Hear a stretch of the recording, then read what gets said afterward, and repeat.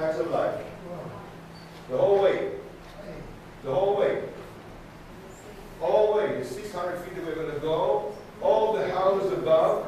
The wall serves as one of the walls in the apartments up above. They don't need to build 4 walls. They only need to build 3 walls. The wall is standing there. So if everybody's here, we're going to start now. We're going to go inside the first tunnel. This is the tunnel of the Western Wall, and I'm standing at the entrance of it.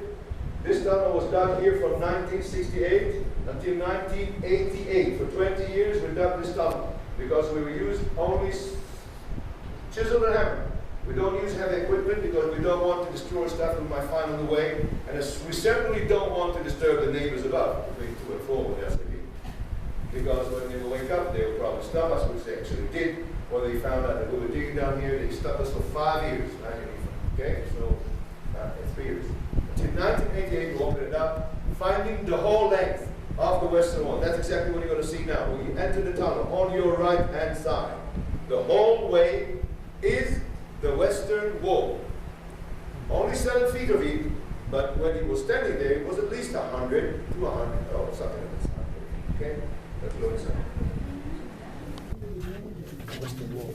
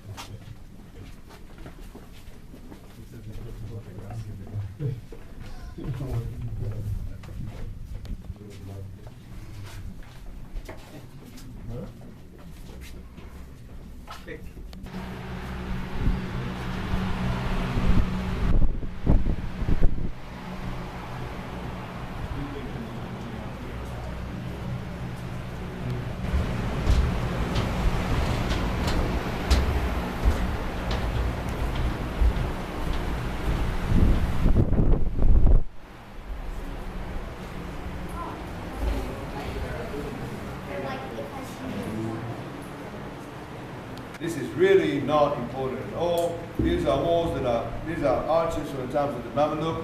I will advise you to delete them. Get rid of them. They are not here. We are under the sky. We are under the sky. Keep on painting the picture the way I will paint it for you. We look at these two pillars, going to the north, going to the south, the line of pillars. This wall is not here, it's only a curtain. Move the curtain, you will see a sidewalk. People are walking back and forth on that sidewalk, going to the temple or from the temple.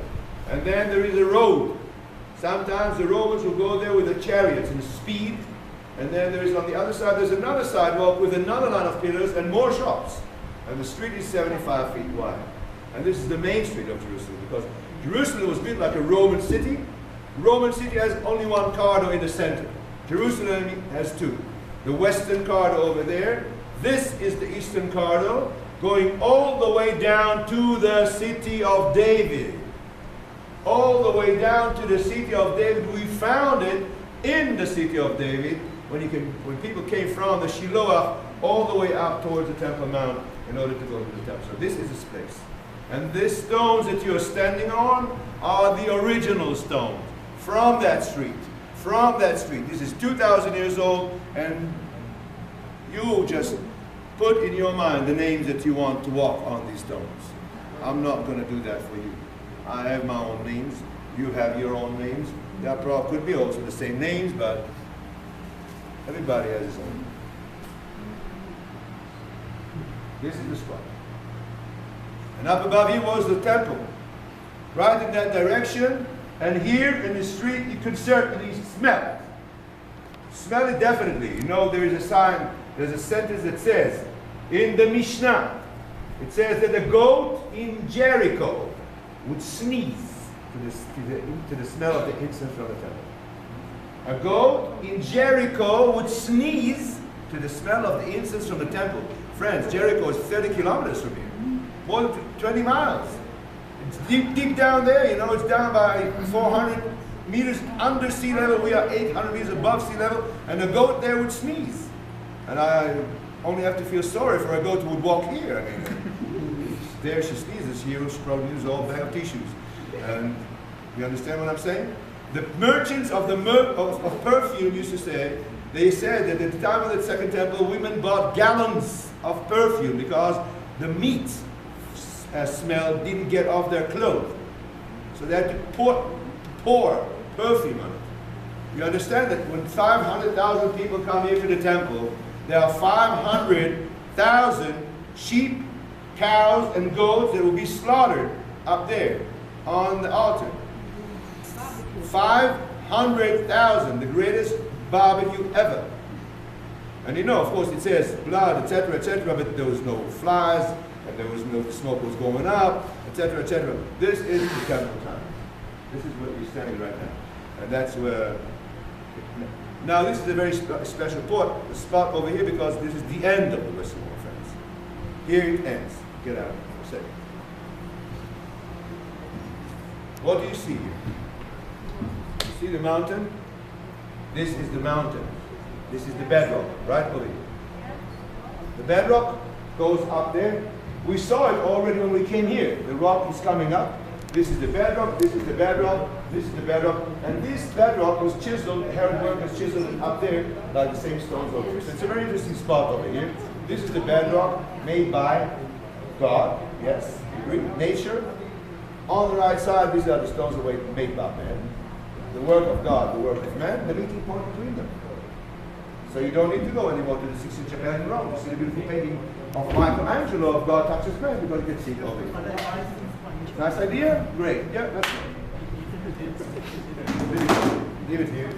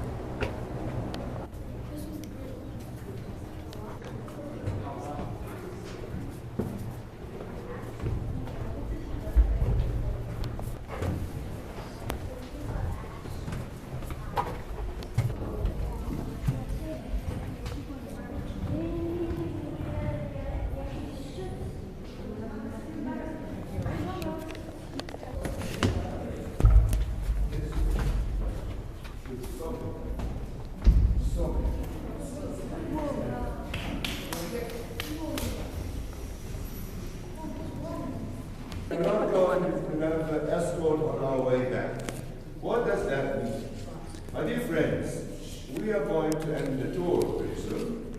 We've been here for a while. If you haven't noticed it, we've been here almost an hour and a half. That's good. Tour is normally an hour and 50 minutes. But usually we come out here. By the way, okay, let's do it for you. We walked through a long tunnel, and then we turned to the left, and that's when we left the whole idea. When we turned to the left, up the stairs, we went towards the west. Northwest, and we came over here. That means we left the area of the Western Wall completely, and we came over here.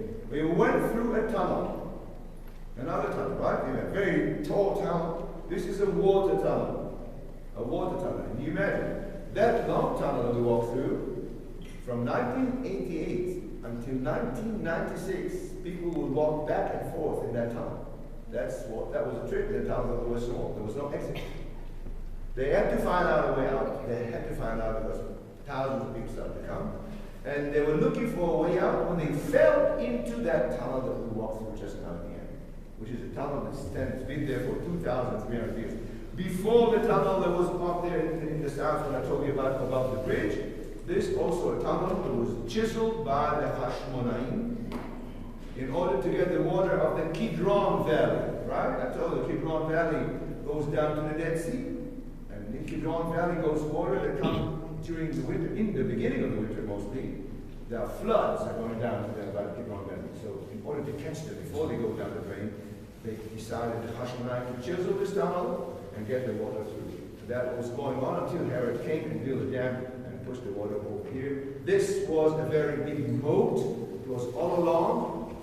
Up here was the Antonia Fortress, a very long wall. The Antonia Fortress had in the north 450 feet, and all along it was this moat. So this moat, both turned in the time after the temple was destroyed, turned to a drinking water pool. That's what it was. People used to come down here, get the water, go out.